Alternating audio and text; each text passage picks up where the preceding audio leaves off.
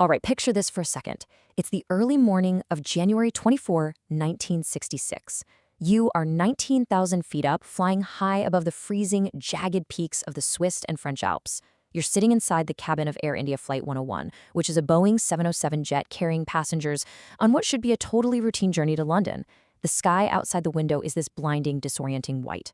Up in the cockpit, the pilots are actively communicating with air traffic control. And then, in just a fraction of a second, total silence. Welcome to today's Explainer, where we're going to unpack one of the most consequential and frankly mysterious aviation disasters of the 20th century. Okay, let's dive into this. In a single, baffling instant, all 117 souls on board that aircraft simply vanished into the mountains. Now, what usually follows an event like this is a tragic, yet fairly standard search and rescue operation, right? But this particular crash, it didn't just end lives. It fundamentally altered the entire geopolitical landscape of a nation. So let's trace this ill-fated route. The flight was commanded by Captain J.T. D'Souza, who was actually one of Air India's most experienced pilots, and it departed from Bombay. It made successful stops along the way, including one in Beirut, before heading toward its next stop in Geneva. But just moments after it disappeared from Geneva's radar, a nearby Italian pilot flying in the area was asked if he saw anything. His response was absolutely chilling. He reported seeing only a mysterious black cloud hovering near the mountains. Section 1. The Mont Blanc Crash, a Mountain of Secrets.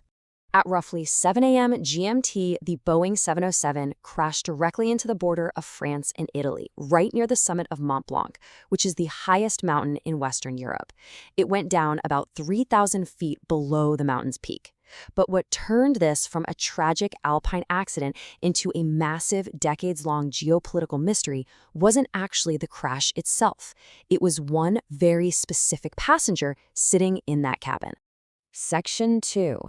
India's nuclear dream, Homi Bhabha's vision. That passenger was Homi J. Bhabha, universally known as the father of India's nuclear program.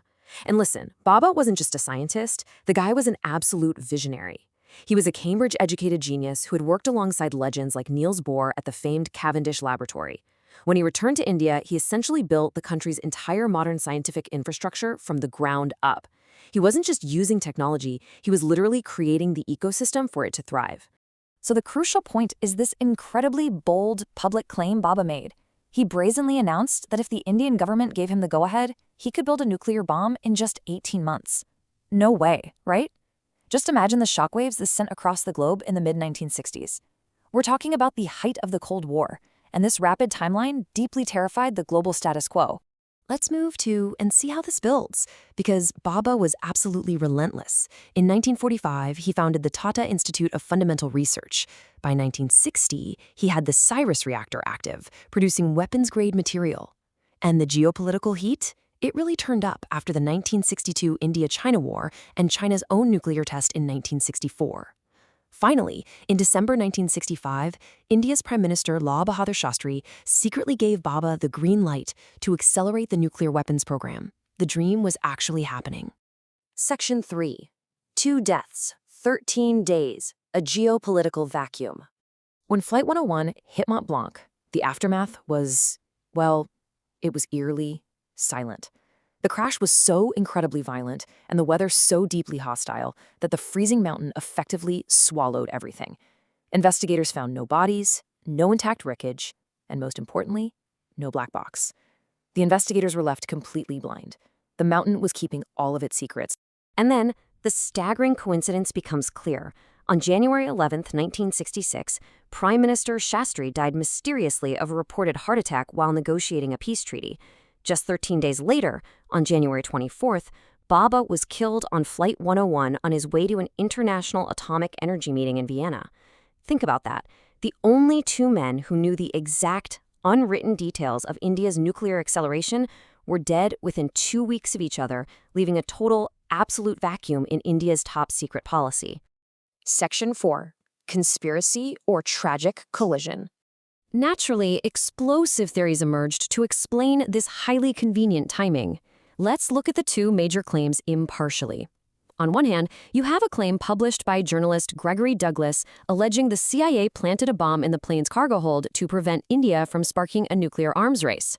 On the other hand, you have a theory championed by wreckage collector Daniel Roche, which claims Flight 101 actually had a mid-air collision with a secret Italian F-104G starfighter jet that was supposedly spying on French military installations. Now, what's really interesting about this information is how it holds up under actual scrutiny. Let's look at the counter-evidence. The CIA sabotage theory is entirely based on a supposed confession from a CIA officer to that journalist, Gregory Douglas.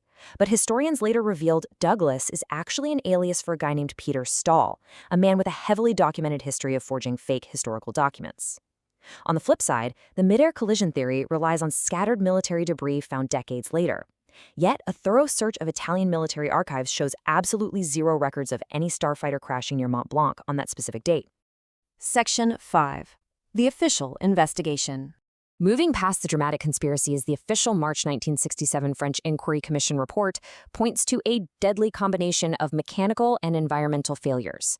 First, the plane's VOR system, which is a really crucial radio navigation tool that tells the pilot their exact position, failed shortly after leaving Beirut.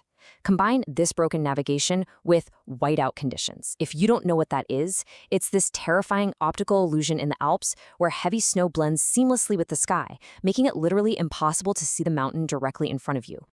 The final nail in the coffin was a fatal miscommunication. At 7 a.m., Captain de Souza firmly believed he had already passed the mountain ridge, but the Geneva air traffic controller saw on radar that the plane actually hadn't. So the controller issued a warning over the radio saying, "You have approximately 5 miles remaining to Mont Blanc." In response to that absolutely critical warning, Captain de Souza simply replied, "Roger." Actually, scratch that. It wasn't just a simple acknowledgement, it was a tragic misunderstanding. Because of imprecise phrasing, the pilot misunderstood the controller's correction. He truly believed he had cleared the mountain peaks and that it was completely safe to begin his descent toward Geneva.